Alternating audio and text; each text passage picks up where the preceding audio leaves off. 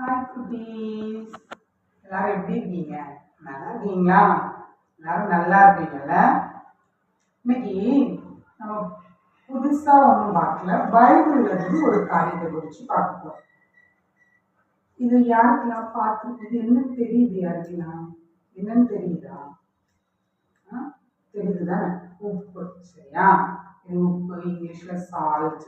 இதை குறித்து பைபிள்ல நிறைய சொல்லியிருக்காங்க. ஆனா நம்ம எல்லாம் இல்ல, ஒரு 3 காரியத்தை இதை குறித்து பார்க்கலாம், சரியா? ஃபர்ஸ்ட் ஒன், நன்றி உணர்வு, அதாவது கிராட்டிடியூட். நன்றி உணர்வு தான் இங்கிலீஷ்ல என்ன? கிராட்டிடியூட். எப்படின்னா, பழைய ஏற்பாட்டுல அகாஸ்வேரு ராஜா அரசாங்கிட்டு இருக்கும்போது எஸ்ரால இருக்குது, சரி, எஸ்ரா 4ஆம் அதிகாரத்துல இருக்கு.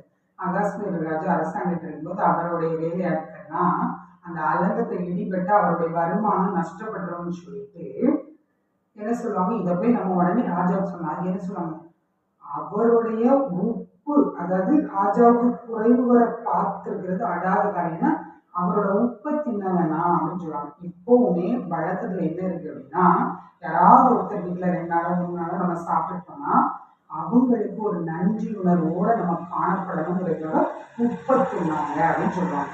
நல்லா, அப்போ உப்பு ஃபர்ஸ்ட் ஒன் இருக்குன்னா ஒரு கிராட்டிடியூட, ஒரு நன்றி உணர்வை காட்டுது, சரியா? செகண்ட் என்ன பார்க்கணும், ஹீலிங். இது ஒரு ஹீலிங் மெடிசினா பார்க்குறோம். எப்படின்னா, நம்ம இப்போ நார்மலா இப்போ பழைய ஏற்பாடுல, அதே பழைய ஏற்பாடுல தான் 2 ராஜாக்கள் 2ஆம் அதிகாரம் 21-22 வசனங்கள் இருக்கு. எலிசாவுக்கு அந்த அந்த தேசத்துல இருந்த அந்த தண்ணி, அந்த தேசத்துல இருந்த லேண்டு நல்லா இருந்துச்சு, அந்த நிலம் நல்லா இருந்துச்சு. ஆனா அந்த தண்ணி, அந்த தண்ணியோட குடிச்சா அதோட எஃபெக்ட் நல்லா இருக்கும், அது ஆரோக்கியமானது இல்லை. அப்போ அவங்க சொல்லுவாரு அவங்களோட சீஷர்கள் எல்லாத்தையும், நீங்க போய் ஒரு வாளியில கொஞ்சம் எடுத்துட்டு வாங்க, உப்பு எடுத்துட்டு வாங்க அப்படின்னு சொல்லிட்டு உடனே உப்பை எடுத்துட்டு போவாங்க. இவர் அந்த உப்பை அந்த தண்ணியில போட்டு அந்த உப்பை என்ன பண்ணுவாரு, நல்ல தண்ணியா, ஒரு ஆரோக்கியமான தண்ணியா, ஹீலிங் வாட்டரா வச்சுருவார்.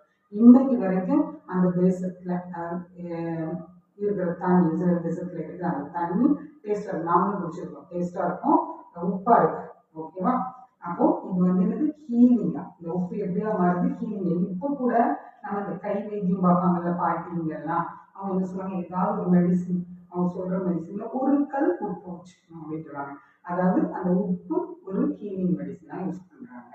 செகண்டரி அது பார்த்து, மூணாவது ஒரு இது முக்கியமானது ஒன்று, ஃப்ளேவர். ஒரு ஃப்ளேவரை நம்ம பார்க்குறோம். எப்படின்னு, நம்ம ஃபுட்டில் என்ன எவ்வளோ அழகாக டேஸ்ட்டாக சமைச்சாலும் உப்பு இல்லாமல் நம்மளால டேஸ்ட்டாக சமைக்க முடியாது.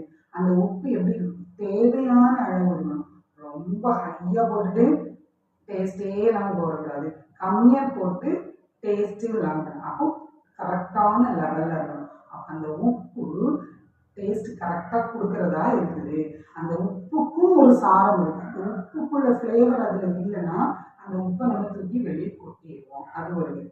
அதெல்லாம் ஏசப்பா என்ன சொல்றாங்க, நீங்க இந்த பூமிக்கு எப்படி இருக்கணும், உப்பா இருக்கிறீர்கள்னு சொல்றாரு. நம்ம எப்படி இருக்கோம், பூமிக்கு உப்பா இருக்கிறோம். எப்படி உப்பா இருக்கிறோம், நம்ம போய் ஒவ்வொரு ஃபுட்டுலையும் நம்ம கலந்துட முடியுமா? அப்படிலாம் கிடையாது. நம்ம சொல்ற வார்த்தைகள், நம்ம வாயிலிருந்து வருகிற வார்த்தைகள், அதான் உங்கள் வசனம் எப்பொழுதும் கிருபை பொருந்தினதாயும் உப்பால் சாரம் ஏறினதாயும் இருப்பதாக அப்படின்னு சொல்லி பவுல் சொல்றாரு. அப்ப நம்மளுடைய வார்த்தைகள் எப்படி இருக்கணும், ஒரு சாரம் ஏறினதா இருக்கணும். இந்த உப்பு ஃபிளேவர் அதுல இல்லை, அந்த சாரம் இல்லைன்னா அது எப்படியா மாறும், அந்த வேஸ்ட் கொட்ட முடியும். அப்போ நம்ம ஆண்டவருக்குள்ள இருக்கிற பிள்ளைங்க வசனத்தினால அப்படி நிறைஞ்சவங்க, நம்ம சொல்ற வார்த்தைகள் அந்த இருந்து பிரயோஜனம் இல்லாம சாரம் உள்ளதா இருக்கணும். இந்த உப்பு எப்படி நம்மளுக்கு டேஸ்ட் கொடுக்குதோ அது மாதிரி. அதே மாதிரி நம்ம போடுற உப்பு ஃபுட்டுல எப்படி வெளியே தெரிஞ்சுட்டு இருக்குமா, தெரியாது. அது மெல்ட் ஆகி கரெக்டா உள்ள ஃப்ளேவர்ல இருக்குமே தவிர பார்க்க தெரியாது. இதே மாதிரிதான் நம்மளும் அனைவருடைய வாழ்க்கையில நம்ம சொல்ற சின்ன சின்ன வார்த்தைகள் அவங்களுடைய வாழ்க்கைக்கு பிரயோஜனம் இருக்கும். நம்ம முன்னாடி நிற்க மாட்டோம், நம்ம பின்னாடி. அது அவங்களுடைய வார்த்தை, அந்த வார்த்தைகள் அவங்களுக்கு பேசி, அது ஏன்னா தேவனுடைய வார்த்தைகள். அப்போ முதல்ல என்ன பார்த்தோம், இது ஒரு நன்றி உணர்வின் அடையாளமா உப்ப சொல்லலாம். செகண்ட் ஒரு ஹீலிங் மெடிசினா உப்ப சொல்லலாம். தேர்ட் ஒரு ஃப்ளேவரா சொல்லலாம். நம்ம உலகத்துக்கு உப்பா இருக்கும், இந்த பூமிக்கு நம்ம யாராருக்கும் உப்பா இருக்கிறோம். நம்முடைய வசனம் சாரம் என்னதோ, உப்புல சாரம் என்னதா இருக்கணும். இது ஒரு சின்ன எக்ஸ்பெரிமெண்ட் மூலமா இதை பார்க்கலாம். இது சால்ட்டால கலக்கப்பட்ட, நிறைய சால்ட் போட்டு கலக்கி வச்சிருக்கிற வார்த்தை. இப்போ இந்த உலகம், இதுதான் நம்ம என்ன சொல்றோம், இந்த உலகம்னு நம்ம கன்சிடர் பண்ணிக்கலாம். சரியா? இந்த உலகம் உப்பால தேவனுடைய வார்த்தையினால சாரமேற்றப்பட்ட நாம, இது சாதாரண ஜனங்கள், இயேசுடைய வார்த்தைகள் வசனங்கள் தெரியாத ஜனங்கள். இந்த ஜனங்களுக்குள்ள உலகம் எப்படிதான் இருக்கும்? போட்ட உடனே உலகம் அவங்க உள்ளுக்குள்ள மூங்கி போயிடும். சரியா? இப்போ நாம தேவனுடைய வார்த்தையினால சாரமேற்றப்பட்ட ஜனங்கள். அப்போ நம்மளுக்குள்ள இப்ப எப்படி வரும்? உலகம் இருந்தாலும் உலகம் எப்படி ஆகுதுன்னு பாருங்க. உலகம் நம்மளுக்குள்ள நம்மளை மூழ்கடிக்க முடியாது. நம்மளுக்குள்ள உலகம் பூந்துராது. நம்மளுக்கு வார்த்தை நம்மளுக்கு ஸ்ட்ராங்கா இருந்தது. அப்போ நாம எப்படி இருக்கணும்? தேவனுக்கு பிரியமான சாரமேற்றப்பட்ட ஜனங்களா பூமிக்கு உப்பா இருக்கணும். ஓகேவா?